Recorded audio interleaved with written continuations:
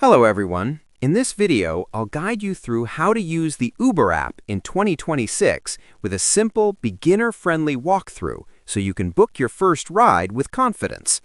First, open the App Store or Google Play Store on your phone and download the Uber app. Once installed, open it and create an account using your phone number, email, or Google or Apple login. During setup, you may need to verify your phone number with a code. After your account is ready, the app will ask for location permission so it can detect where you are.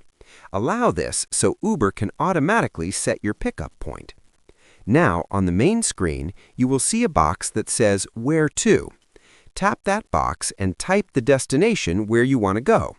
The app will immediately show available ride options such as UberX, Comfort, or larger vehicles, depending on what is available in your area. Each option will show the estimated price, vehicle type, and arrival time.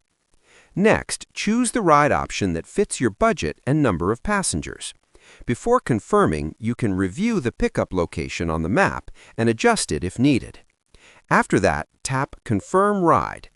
Uber will now search for a nearby driver, and once matched, you will see the driver's name, car model, license plate, and estimated arrival time.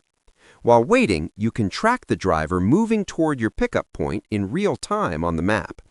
When the driver arrives, confirm the license plate and driver name before entering the car to ensure it is the correct ride. During the trip, you can follow the route inside the app and share your trip status with friends or family for safety.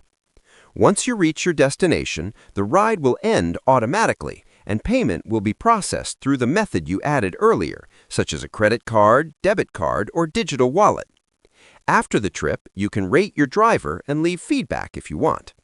That's the basic process of using Uber in 2026, and after your first ride, you'll find it quick, convenient, and easy to request transportation whenever you need it. Subscribe the channel for more videos.